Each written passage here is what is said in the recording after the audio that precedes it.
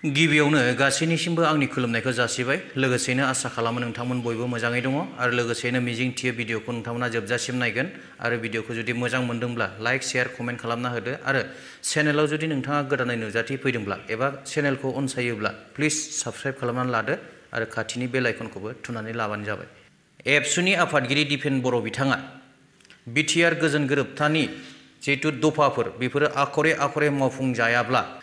फिन सोमावसारफिनगोन होननानै थांखि लादों होननानै बिथाङा खौरांगिरिफोरनि सिगाङाव बै समाव फोरमायदों। बेफोर खोथाखौ लानानैनो बारग' एनडिएफबि बिग्रायारि नार्जारि बिथाङा समनि रादाब खौरां बिजोंनि खौरांगिरिनि सिगाङाव मा फोरमायदों भिडिअनि गेजेरजों एसे नायदिनि। बिथांनि बेबायदि सोमावसारनायनि खोथा बुंनाया बियो ओरैनो माबासो द्रामासो। मानो होनोबा मोनसे समाव प्रमद बर'आ जोंना दाना बिटिआरनि सिइएम नामा बिथाङा जे बै समाव खोथा बुंदोंमोन मोनसे एकदम बिजाक्ट खोथा बर' हारिनि गेजेराव बा बिटिसि बासिनि गेजेराव ससियेल मिडियायावनो बुंनानै लादों बिथाङा। बे समावनो आङो गोजांस्रिवखादों जे मा खोथा बुंखोलै बिलाय। दा जोंथ' अबजार्भ खालामो ना सानो खारन जों ओरैनो हगारनो हायाना बिटिआरखौ जोंथ' एकदम नांसोमथारनाय जोंहा बिखा दङ दुखु दङ आरो जोंबोथ' लुबैयो मोजांखौ खारन जों मोजांखौ लुबैनानै इसिबां बारहुंखाफ्रावनो दंफां सिङाव थानानै दालाय बायसिनला जानाय बे सुथुरनि गुलिखौथ' बारो जों बेखौ रायज्लायनाङा रायजोआ मिथिखायो। दा बे खोथाया प्रमद बर'नि खोथाया नैबे मोनसेया बिराद बिसाक्ट जादों जे आं गोजांस्रिवनाय खोथाया जे बिटिसिनि दफाफ्रा आखरे आखरे जुदि सुफुंजायाब्ला बा इमप्लिमेन्टेसन जायाब्ला सासे मन्थ्रिनि सिगाङाव आं बुंदों नोंथांनि लांगोनायाव सुइसाइड जागोन। नैबे पइन्टनिफ्राय आनज्रायनो थाखाय निमाहा मोननो थाखाय बे प्लेनिंखौ खालामदों आरो बिटिसिआ जोब्बाय सरि बिटिआरआ जोब्बाय बिटिआरआव जेबो गोहो गैला बेखौ मोनदांजोबखाबाय गावसोरबो। बै समाव जे सिआरनि लबावहाय सोरनिबा सासे मानसिनि डाइरेक्सन मथे थांदोंमोन दिनै जाय डाइरेक्सना फेल जादों दा बिटिआर हिसाबै फेलार जानायखाय दा नै बिथांमोना बे प्लेनिंखौ खालामखागोन। प्रमद बर'आलाय बहा सुइसाइड जानो हानोब्रा बे दों नोंनि सिगाङावनो रायज्लायनानै रायजोनि सिगाङावनो रायज्लायनानै माबायोब्ला सुइसाइड जानो थाङोब्ला बे थांबाय थानाय समाव लामा गेजेराव मासे जिबौ नुयोबा बेखौनो बागदावना खारबोफिनबावगोन बे सुइसाइड जाहैनो हानाय नङा। बे जिबौआसो अबा थैगोन खिन्थु गावनि सुइसाइड जानाया गाव थैनाय नङा बागदावना खारबोगोन बेबायदि मानसि बेबायदि लिडार बर'नि लिडार बियो। सुइसाइड जानो थांनाय मानसिया जिबौनि महरखौ नुनानै बागदावनानै खारबोफिननाय थैनो गिनानै खारबोफिननाय लिडार बे थैनो हाया। जोंखौ थगायनानै सिप जानाय पावाराव थानाय थाखा खामायनायसो बिनि प्लेनिंआ आरो बेखौनो लानानै दिपेनखौ गावनो प्रेसिडेन्ट हिसाबै गालांखानाय नालाय बे प्रेसिडेन्ट गालांखानाय हिसाबै दिपेनखौथ' बे सालायखागोन। दिपेनाथ' दा जेन'बा प्रमद बर'नि मोनसे कारसोब्रा इन'भा दा प्रमदआ जे होनगोन दिपेना बेखौ मावनांगोन प्रमदखौ बासायनो थाखाय बे दावहा होफ्लानांगोन ना। खिन्थु मिनिङा मा रायजोआथ' मिथिखायो सोरबा मोसौ लावखाराबो मिथिगोन बिसिनि बे प्लेनिंखौ मिथिगोन। दुखुनांथावलै बेफोर कुइसना बिराद दुखुनांथाव जाथि हिसाबै बिराद दुखुनांथाव जाबाय। जोंथ' हाग्रायाव थादोंबाबो नुबोदों 2006 ना 7निफ्रायनो बिथांमोना बिपिएफ सरकारजों गसंथेनानै बिखाफोर दाननानै होबथानाय लामा होबथानाय बे साइडजों बेजों हाबनो मोना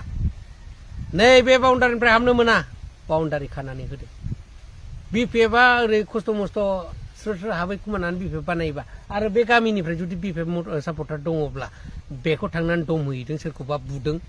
गं होनानै लाम सिनस्रि बेरगाव होदों मानसा जाहोदों। जों हाग्रायाव थानायब्रा जों मिथिजोबो आरो जोंनि रायजोआ दासिमबो दा बुजिबाय मैया दाख्लैसिमाव बुजियाखैमोन दिनैनिफ्राय बुजिनो हागौ जे गामि एरियायाव हाग्रामाया मा होफैदों मा दं बे जायगायाव सोरनो न' हरदों सोरनो लामा होदों नङा होमबा रायजोनि कुइसना बे दा सा एरियायाव। खिन्थु बे नङा रायजोफोर नोंथांमोनखौ बन्चित खालामनाया एबसु आरो एनडिएफबि आं एनडिएफबि अब्लाबो आं बुंनानै लाबाय आं मानो बुंनानै लानांखो खारन लामा मोजां जायोब्ला आर्मि पुलिस थाङो जाहा एसे टेकनिकेल प्रब्लेम जायो आरो बेहाय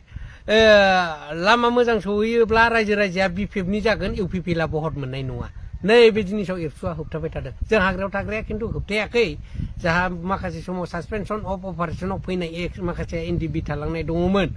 बिथांमोनहाबो दिनै बै समाव आं खिन्थु सोरखौबा आसि थुनानै बुङाखै पार्टि हिसाबैसो आं बुंदों दे दा जिहेतु गबिन्दआ खुंथाइ गोहोआव दं हिसाबै गबिन्द बिथांनि थाखाय आं बुंनो गोनां जादों गबिन्दआ नैबे मासिखौ मोननो थाखाय बै समनिफ्राय एबसुजों बिदि सोमोन्दो थानानै एबसुजों सालायजादों बिनि थाखायनो लोरबांथिया फैबाय थादों आरो बै जायगायाव लामा सहैनांगौआबो न' सहैनांगौआबो सहैयाखै खारन बेबा नोङो भटार्सखौ मोनासै इउपिपिएल हिसाबै गथा हमथा जाबाय आरो बे जायगानिफ्राय दिनै बिपिएफनाव सेंसन बिनानै लायनो हानाय मानसियानो गैला आं जेराव सापर्टखौनो खालायाखै बर्डखौनो जोंनिफ्राय होआखै नंगौना नङा रावा बिसो फैदोंना दा लायनोबो साहस हाला आरो बिथांमोनाबो फैनानै बिसोरनो जासिफैनो हाला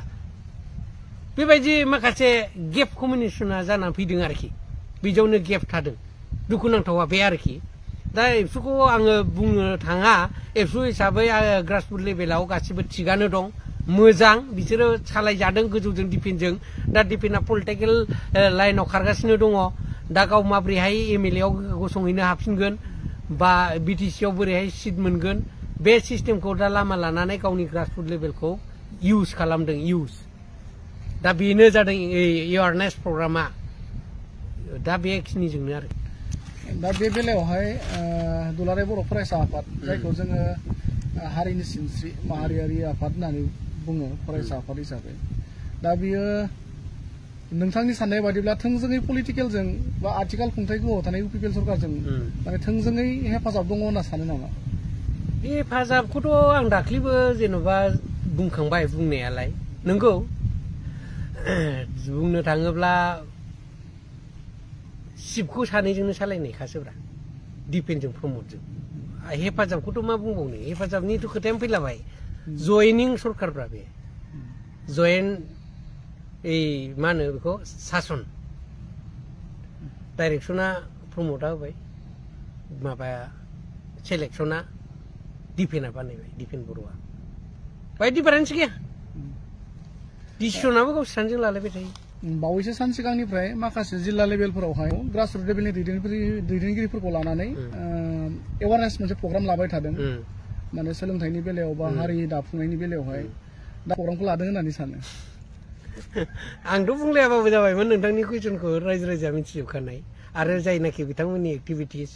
बेनो गासिबो जोंनो फोरमायजोबखादों बयनोबो जाम्बा जाम्बिनो नुसारजोबखानाय माने बे जाखौ आं बुंगोन बियो गामि गामि जाफ्लेजोबखानाय बयनिबो न'खरनि सर्ट केस गेब्रुनाय सोरनिबा बाइक गेब्रुजोबनाय बाइक फानजानाय बिदि जोखासोखा नालाय दा बाहाय पलिटिक्स दङ पलिटिकेलनि षड़यन्त्र बियो बिथांमोना गोसो गोरबोजों दिनैहाय बिथांमोना फोसाबाखै दिनै ग्रासरुट लेभेलनि आनसलिक लेभेल इउनिट लेभेल बे इउनिट एबसु थायोना बिस्राबो एबसु इउनिट आरो आनसलिक बिथांमोना नंगौ एक्सुवेलि गोजौनि निर्देश मथे बिथांमोना एवारनेसखौ लादोंमोन एवारनेसआ जाहैबाय माने सांग्रांथि मेलखौ बिथांमोना लानानै बुंदोंमोन जे जों बिदि बिदि जानांगोन जाथि हिसाबै जों गोदोसोबाय गथ' गथायखौ जों मोजाङै सिखा दिखा होनांसिगोन दा सिखा दिखा होनोबा जों मोनसे पार्टि नांगोन जोंबो हाजोबला हास'ला बोरै हास'नांगौ बिसोरलाय ओरै बिटिसि अफिसावसो खारनांगौ ना जाथिखौसो नायबाय थानांगौ जाखो गतिके बिसोर नायसन आफाद दाना होथारनांगोन नायसन आफाद दाबायब्रा गामि गामि नायसन आफादा दिनै नाय मानो नायसन आफाद नांगौ नायसन आफादालाय आरो मा बबे गेजेराव मा नाफैलायगो नायसन आफादा मारै बे प्रमद बर'नि 100% गोरोन्थिखौ बोरै आजावनानै लानांगौ जाखो बोरै आजावगोन बे गोरोन्थिखौ बेथ' बिराद गिदिर गोरोन्थि सुख'थ्र' हायै गोरोन्थि नायसन आफादा गामि गामि जेन'बा गामि दरसेनिफ्रायनो आमुखौ सेक्रेटारि आमुखौ प्रेसिडेन्ट आमुक मोनहा एथ'जना मेम्बार 6 जन 7 जन मेम्बार बानायना होबाय मा दरखार दङ बिसोरखौ बानायना बिसोर मा मावनो हागोन गामिखौ कन्ट्रल खालामनो हागोन ना मागोन बे गान्जा फाग्ला ड्राग्स फाग्ला गथ'फोरजों बिसोरथ' टिम थायो गामियाव साबा जायोबा साबाजों ज' जाना बुहैयो दमहैयो गावसोर मानो हमनो हादिया गामिना हमना हरदों आंनि मेगनावनो लोथो लोथो गान्जा फेनानै ड्राग्स जानानै गावसिनि अफिसावनो सासन खालामदों बिमा बिफाखौ लेंहरबाय बुजायना हरबाय बेसोरखौ बुनानै दामखावनानै जेलाव हरोबा गावस्रा बहत मोना बेनिखायनो बिसोर सासन खालामनो हाला बे षड़यन्त्र नङा पलिटिकेलनि षड़यन्त्र नङा आरो बिसोरो मानो थाखाय हाया बिथांमोनानो बुङो दाबु दे अमुक दाबु हाब गाज्रि जागोन नोंखौ डिजल्भ खालामनो हागौ गावजों गाव बिदि बुंलायसै प्रमद सारा डिजल्भ खालामहरगोन डिफेन्स सारा जानोब्ला दाबु फिल्डखौ गाज्रि खालामनानै लानो हारा इलेक्सन खाथिफ्राव नैबेसोब्रा फाग्ला नों मोनसे जाथिनि सिनस्रि होननाय संगठना राजनितिखौ साननांगौ नामा बिसोर नुबाय थाना आरो गभर्नमेन्टआव मा डिमान्ड खालामनांगौ खालाम संगठन सालायनो उसुबिदा जादों गभर्नमेन्टआव डाइरेक्ट थां दा बे भिडिअखौ नायनानै रायजो राजा नोंथांमोनहा गोसोआव माबायदि मोनखो माबायदि मोन्दांथि मोनखो प्लिज कमेन्ट सेक्सनाव कमेन्ट लिरनानै हरदो दिनैनि भिडिअखौ एसेयावनो दोनथ'नाय जानोसै दिनैहाय एसे समनि आंखाल जादों आङो गोबांथार खौरां बुथुमनानै नोंथांमोननि थाखाय होनो हायाखिसै बिनि थाखाय निमाहा बिबाय गोजोन्थों थेंक इउ जय बर' हारिनि